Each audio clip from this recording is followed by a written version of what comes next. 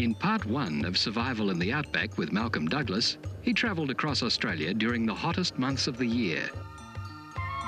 He showed many aspects of survival: how to find and collect water, different ways of making fire, and the hunting techniques of the desert Aborigines. Malcolm has learnt how to survive from 30 years of experience in the Outback. He now continues his journey in the far north of South Australia, heading for the Strzelecki track.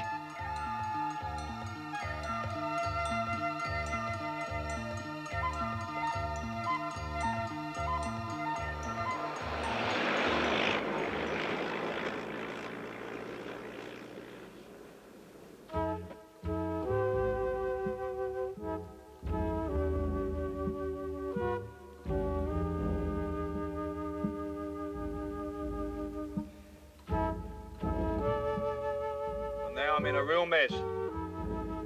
This is what survival in the Outback's all about. Being prepared for anything. And obviously something's gone wrong right here. We've had a few thunderstorms around. I'm coming along this track, it's quite dry. Then all of a sudden, there's a puddle. I go into the puddle and the clay is like grease. Like driving on wet glass or ice. I can feel the trailer starting to move in the vehicle, so I get the vehicle through all right, but then because the trailer, both wheels were still on this slippery clay, as I pulled the vehicle out of it, the trailer literally slipped. And then as it came onto the high ground, it grabbed and then it jackknifed and then it just like having brakes, it just flipped over. So it just goes to show how careful you've got to be out here. 1 second everything's fine, and a minute later, I've got a major disaster. This bearing is crook, I've got to fix that. We're hundreds of kilometres from the nearest garage, the nearest welder. I've now got to try and winch this trailer over and see whether I can even tow it.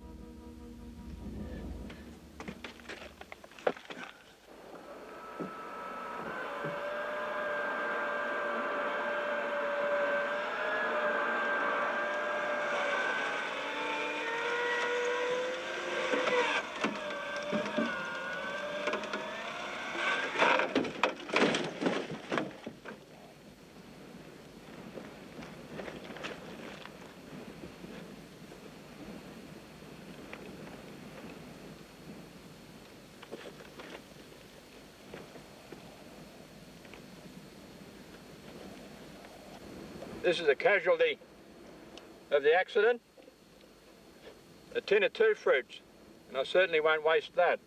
Now, I'm just resting for a few minutes, settling the nerves before I hook the trailer on, and hopefully I can keep going. It looks pretty bad here, but that can be cut off and straightened out in the Darso.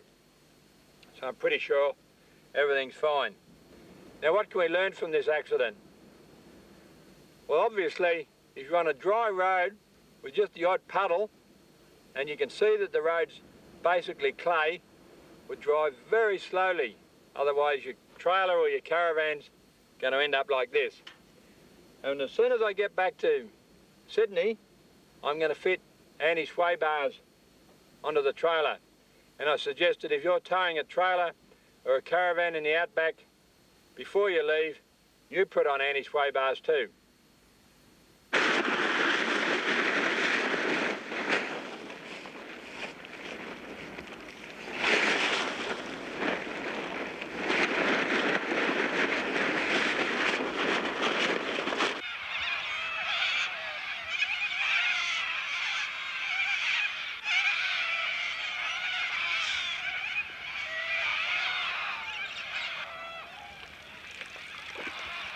All through the Outback, you get these bores that the station owners have put in for their stock.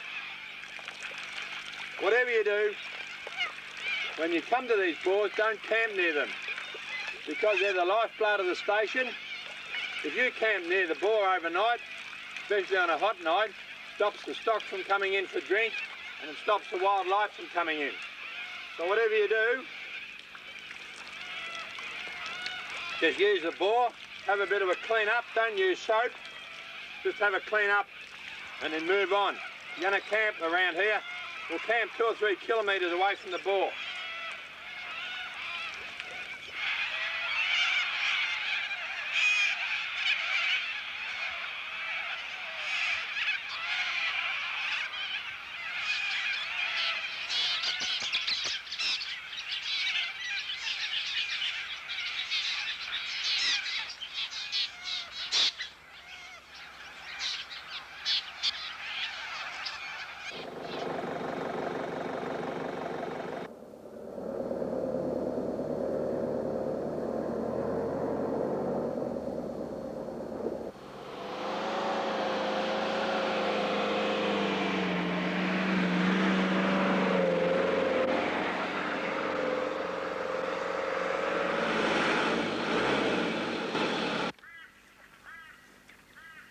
Another bog and another set of problems.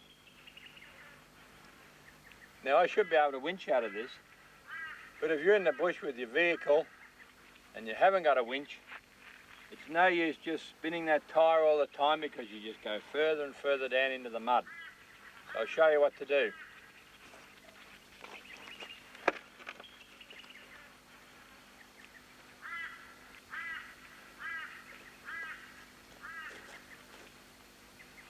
I have to get that vehicle right up out of the mud so I can get some timber and whatever else I can find in under that tyre, and then do this side. So I need a firm base for the jack, so get some of this timber. You should never go out in the bush without one of these. I carry 2, make it a lot easier. A jack-all jack, a kangaroo jack, call it what you like, but they're quite brilliant. So we get that under there, and we can lift that vehicle right up. Right.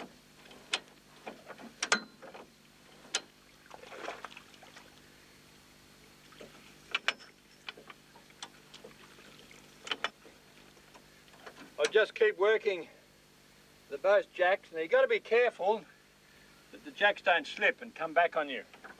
I've got to get that right out of the mud.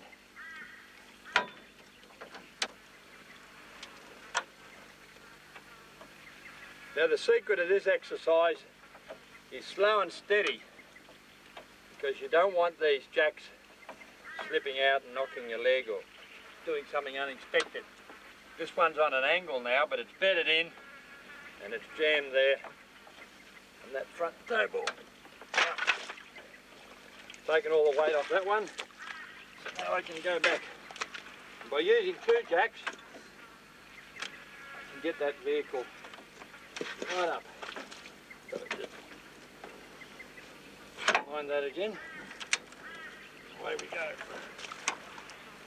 Now you'll see how quickly this tyre is coming right up, almost level with the ground. Oh, look out, see what I mean? About how careful you've got to be. Second jack's okay, so we'll try again. Just go back here. Just level it up a little bit. Righto. Now.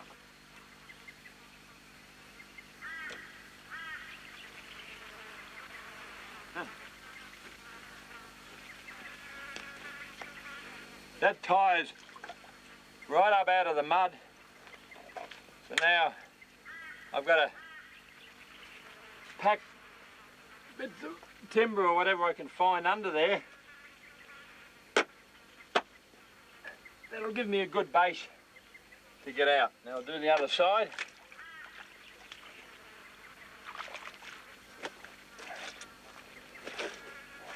With the timber right under those tyres, I'll let the jacks down. Then I'll have to unhook my trailer, and then I should be able to drive out. So we'll just let these down slowly.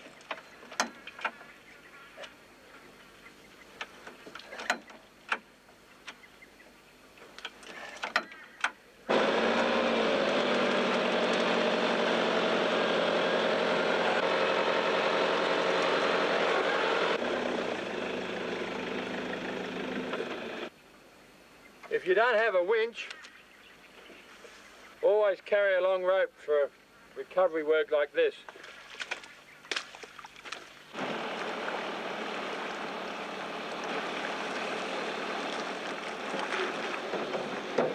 I finally reached into Minka beside the Cooper's Creek. There's not much here except the hotel, the store, and the ruins of the old hospital. This is the famous Cooper's Creek. It flows inland to Lake Eyre. There we have one.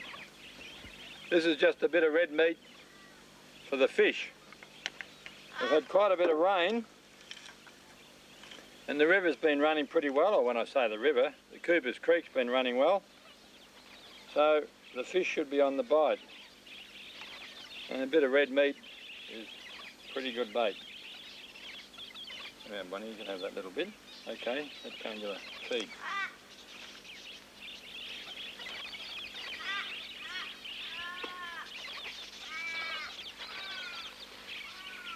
Getting a bite.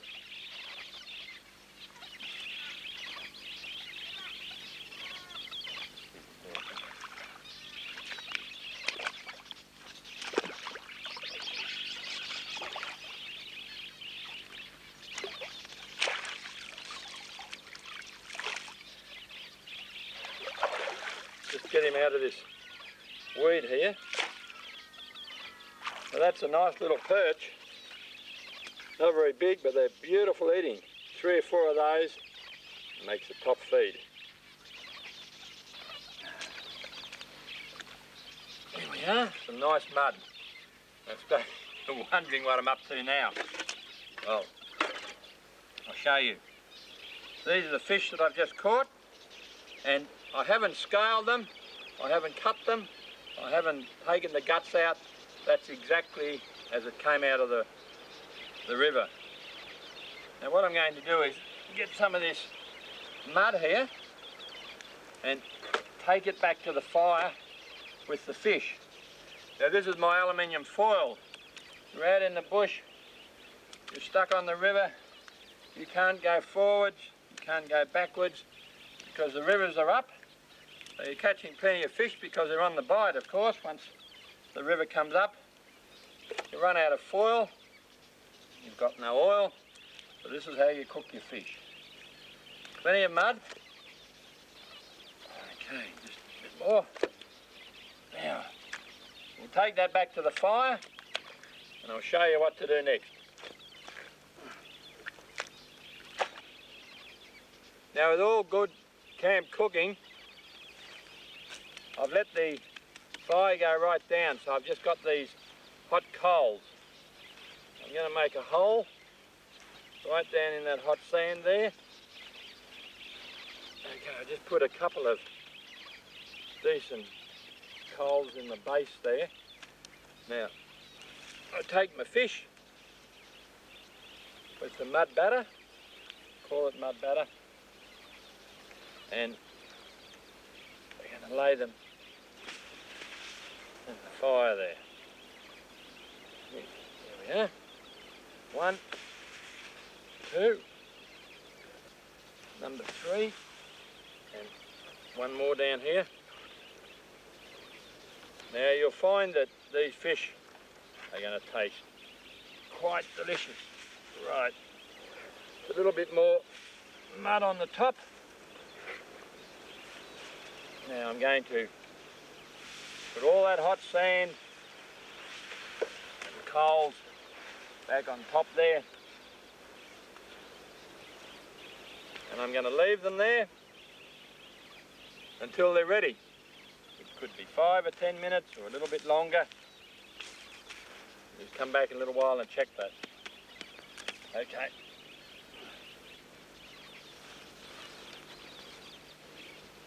That one's cooked. I've just pulled it out of the fire. You can see how it's got this coating of mud on it. This one in the middle, I've just pulled the mud off. So now you've got all this beautiful, very sweet, juicy flesh. This is a traditional way of cooking fish for a lot of Aboriginal people. And it's full of moisture, There's absolutely no sand on it. It's so sweet. Those fish are very fat. Now I'll just have a look at this one here before the sun goes down. Now we've got to just turn it around, and what I'll do is peel all the mud and skin off. Once I've taken the mud off, I can lift off the scales and the skin. And the mud has protected the scales and the skin from drying out and letting out all the moisture. I'm going to settle down now and have a really good feed.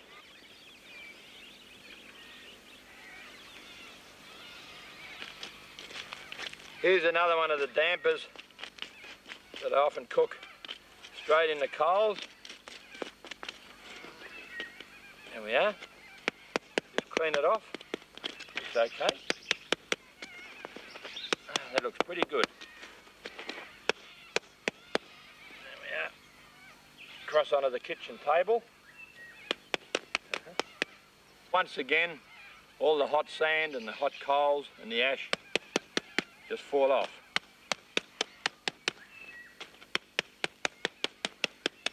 Get rid of that little bit of burnt stuff on the top. I'll break it open so you can get my knife, I think. And you can see what it's like inside. There we are. Almost the perfect damper. Look at that.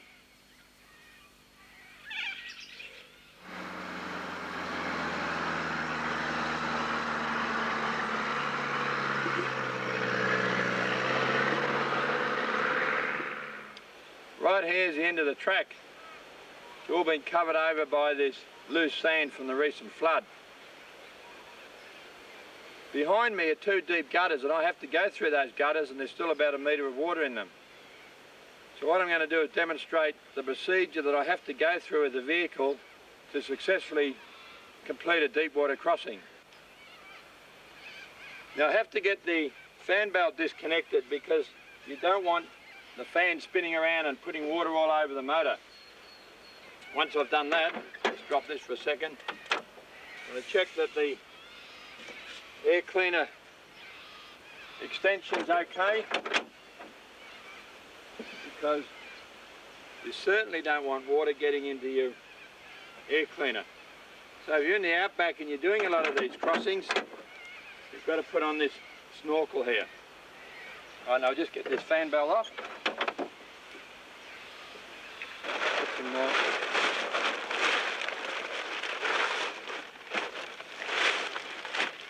Now it's important always to carry a good tarp.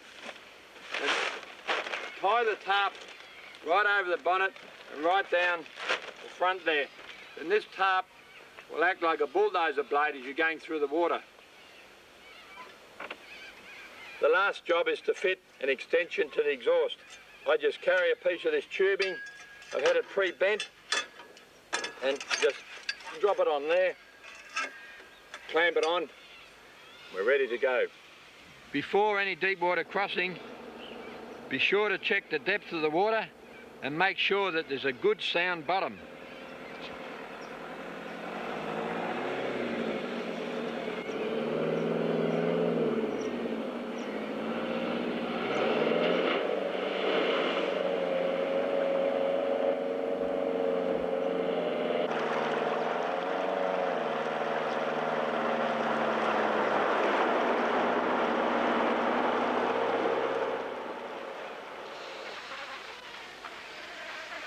This is my last box of matches, and it's wet. Let's assume that I've just been through a deep water crossing and everything's got wet, or somebody's left the last box of matches out, so we'll leave those out to dry. But it's cold and I want to get a fire going. Now, earlier on I showed you how you can start a fire very quickly with a battery and using a little bit of petrol. Now, if you are concerned about using the petrol, in case it flames up a bit, or you don't have petrol, you're out of fuel, you've got a diesel car, it's not so easy, you get a long piece of wire or two sections like I've got here, connect them onto your battery and short the wires across. And I'm going to do it through a piece of steel wool with a little bit of paper stuck in the middle there. Right, now we just put that there. I'm going to hold the wire with paper, gets a little bit warm. Now we just don't touch the wires together, just short it across the steel wool.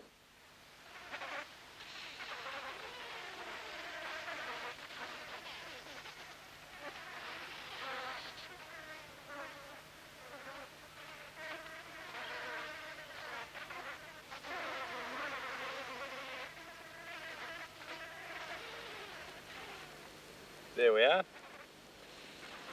Probably took me about 5 to 10 seconds to get that fire going. One last tip, don't forget to use your cigarette lighter if you want to light yourself a fire.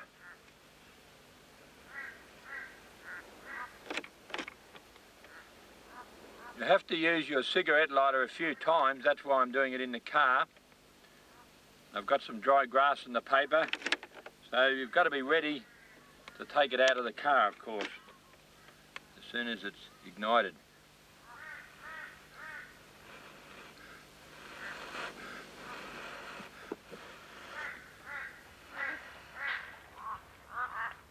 It's best not to rush it as it smoulders. Here it is, it's just about, yes, it's burst into flame now. Here we are. Right, get that out of the car, I think, fairly quickly.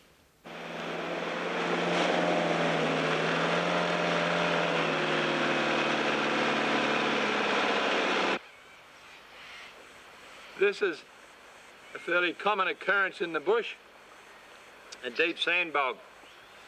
Now, if I spin those tyres anymore, the diff housing is going to sink right down in the soft sand, and I'm never going to get out. So I'm going to show you the really easy way of doing it. I've placed around the base of this tree this red cord rope. Always use that because if you use a metal rope, run that around the tree when you're winching, you may ring back the tree and kill it. So always use one of these snatch ropes. I've placed here a snatch block, a pulley, and I have another one of these down on the vehicle. So the winch will be 3 times more efficient now. So by using the 2 snatch blocks, plus me driving, plus the winch, I should be able to get out of this bad bog pretty easily.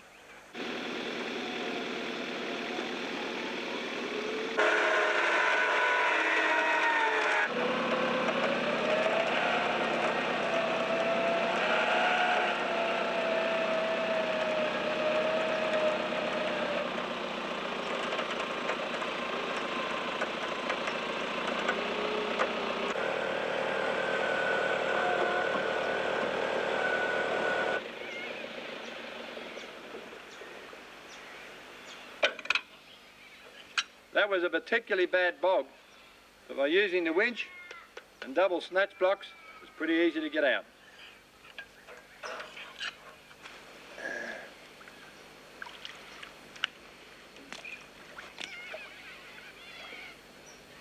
If you do get stuck in the outback after heavy rains and you run out of food and you camped on one of these permanent water holes, you can always find something to eat just by getting in the water and running your hands down through the mud. You can find these freshwater mussels. They're everywhere. You just feel around and you find them feeding on the bottom. It's just a matter of picking them up. And when you've got about 20 or 30, you've got enough for a meal. The Aboriginal people used to cook these by simply placing them on the coals for a few minutes. They're pretty tough, they're pretty muddy, in fact they're pretty horrible. But if you're hungry, you can eat them. The other way is to get the smaller ones, open them up, take them out of the shell, boil them in the billy for about an hour, and make yourself a soup.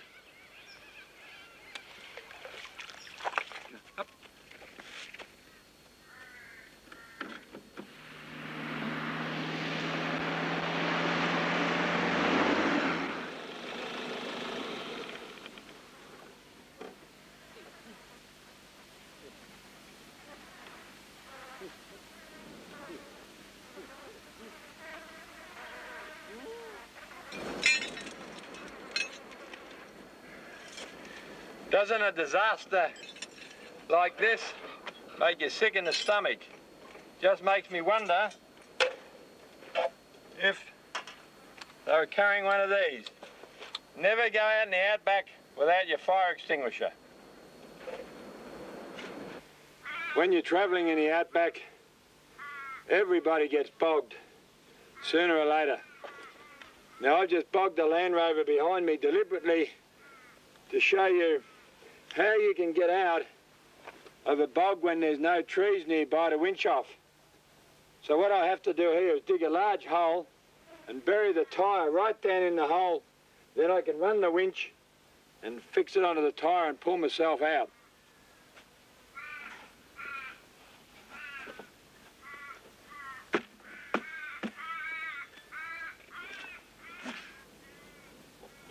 Once the tyre's in the hole, just got a lever.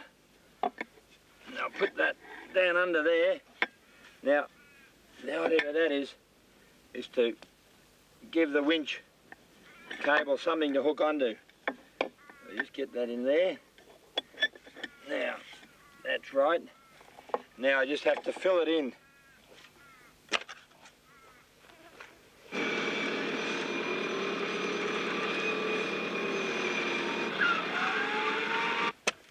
Now that I'm out of the bog, it's just a matter of getting the tyre out. So I'll take some of this dirt away and then I'll use the winch and the vehicle in reverse to pull it out.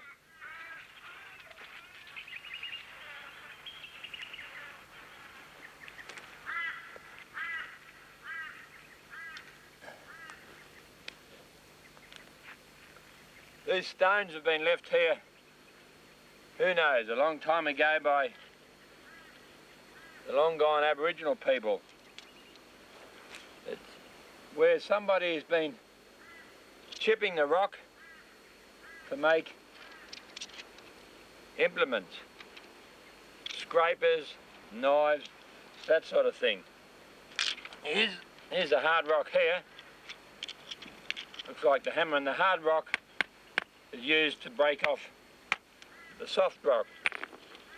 Now if you're stuck in the bush and you've lost your knife, or you need a knife, you can make a knife like this too. And I'll go down here and I'll show you how to do it. What you need is a hard rock and a softer rock, something that'll splinter. And the idea is to break off sections, and what you do is have a look at the rock, and when you see where you might be able to break it, you've got to, I want to get that sliver off there, so what I'm going to do is hit it from the top and it'll split from the bottom. There we are. Now just keep breaking your rock like so. Here's another. There we go. Now, righto, there we are. See, we've got what I'd call a reasonable stone implement. It's got this very sharp edge on it here. And I should be able to use that to skin a rabbit. Over here we've got a rabbit. Now, just hold him there. It's most unlikely, of course, that you'll be out in the bush without a knife. But if you do come out, or you lose your knife, come out here without a knife, well, get yourself a stone knife.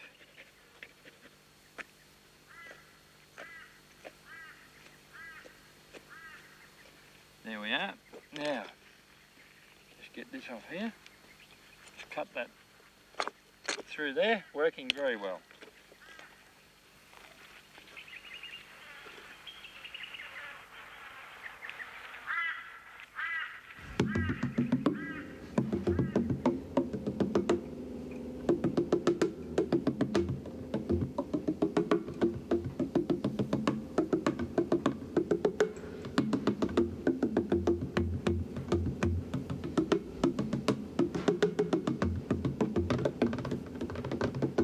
I'm now driving east through the deserts of northern South Australia.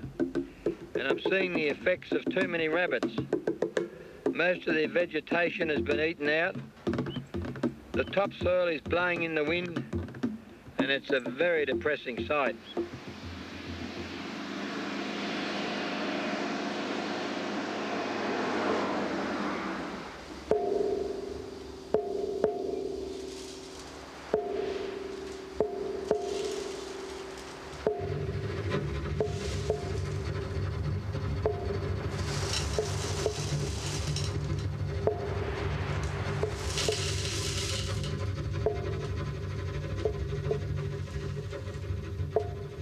Here's a matter of survival that should concern everybody. It's the long-term survival of inland Australia.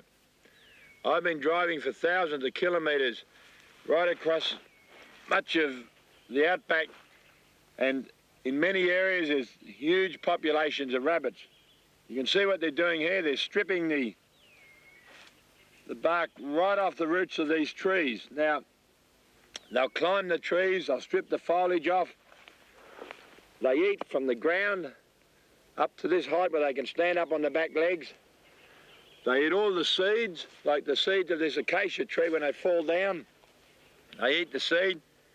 And what really worries me is that there are no young trees growing. If a young tree does come up, the rabbits eat it out straight away. And when the seasons get dry, they dig up the roots and they eat all the bark off the roots. So eventually all the trees are dying.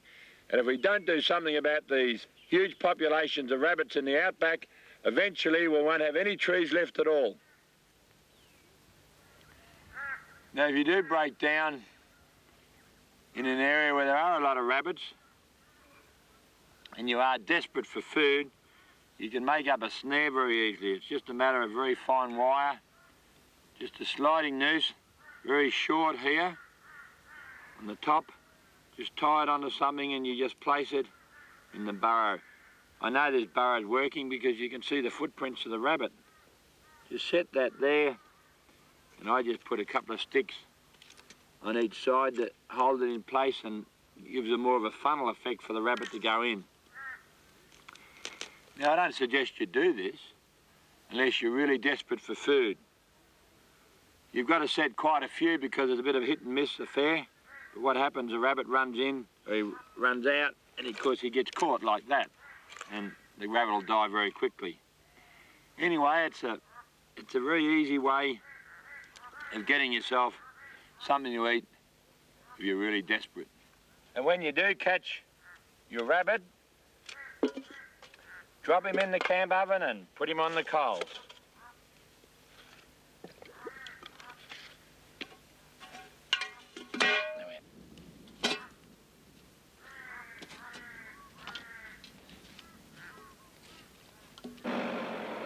This is the border between South Australia and New South Wales. It's called the dingo fence. Whenever I'm travelling in areas like the Canning Stock Route or the dingo fence, I tie a pole to the vehicle, and at the top I tie a flag. And this enables people in other vehicles to see you a lot better. Over the years there's been some horrific accidents with people colliding at the top of sand dunes, because you're down in the hollow, and as you come over the top of the dune, the other vehicle can't be seen. So by running up a flag, it gives the other driver a lot better chance of spotting you. There are not a lot of rabbits on this side, but over that side of the fence in South Australia, they're running around everywhere.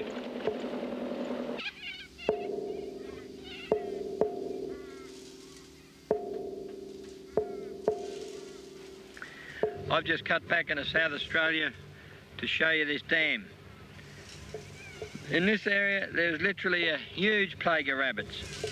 In all my years travelling, I have never seen anything like this. It's an absolute disaster. Early this year, there were heavy rains all through this country, and there's been this incredible population explosion. Now there's little food left, and the younger ones have been rejected from their burrows, and there's been this mass migration east. And now they've been stopped by the dingo fence, and now they just sit and drink and sitting prop around this tank. As it gets hotter, most of these rabbits will die. But unfortunately, there will always be enough left, so as soon as it rains, they start breeding again.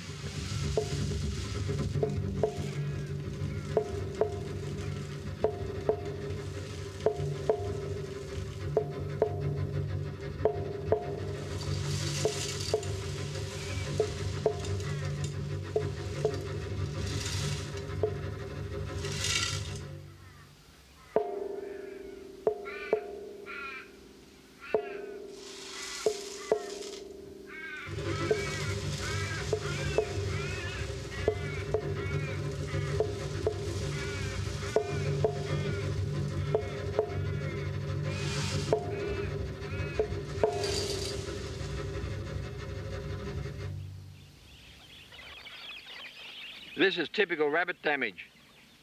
There's little food left and they're now killing off the trees. It's a major ecological disaster.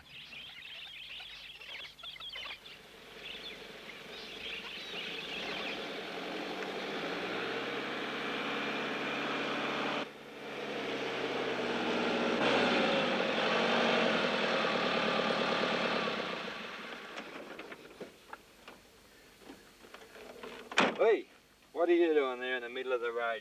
Hey, you'll get run over. Come on. Come on, you dopey thing. Now this is the shingleback lizard. See the heavy scales down the back? Like the shingles on a roof.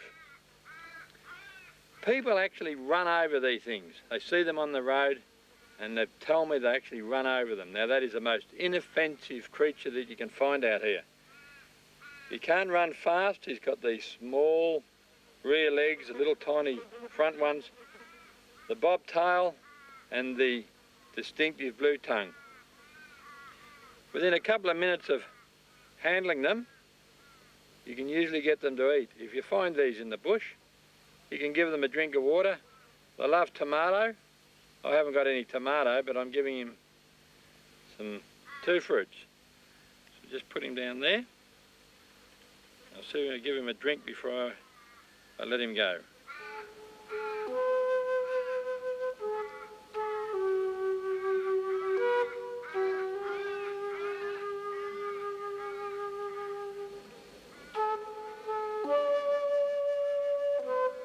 Now I'll give him some of this juice. He likes this juice. You can see that really long blue tongue working. Yeah? Look at that. Go away, little fly.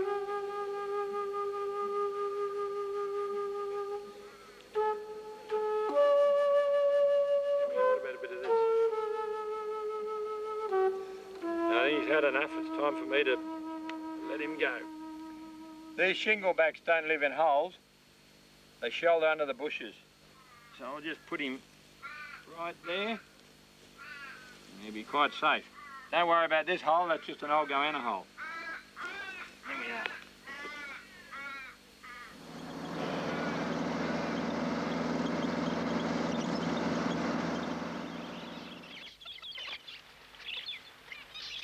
Always look out for windmills when you're short of water.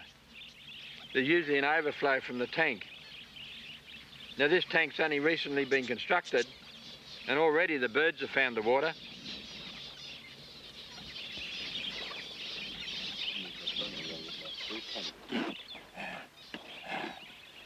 When you're on the road all the time, it's essential to be able to set up camp and break camp very quickly. Although the dog inclines to hinder things a little bit. Out of it, boy. Go on, take my rope away then. Now you should always have a good swag. Good canvas swag made up. Now, because it's fairly warm, I only need a blanket or two. And I've got my mosquito net all rigged up there, just a bit of a timber shaft, or you can tie it straight to a tree. There we are, all ready for a good night's sleep in about 15 seconds.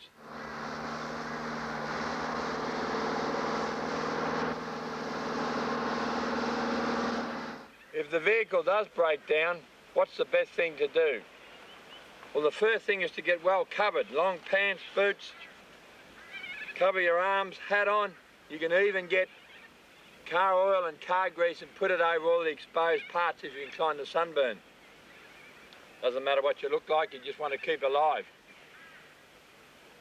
Keep away from the vehicle until it cools down, then set yourself up some good shade.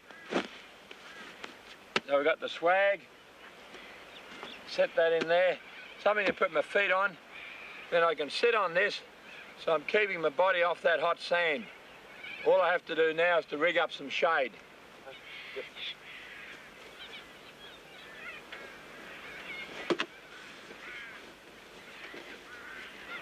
With the shade in position, try and get into a comfortable position and remain still so you don't use any energy.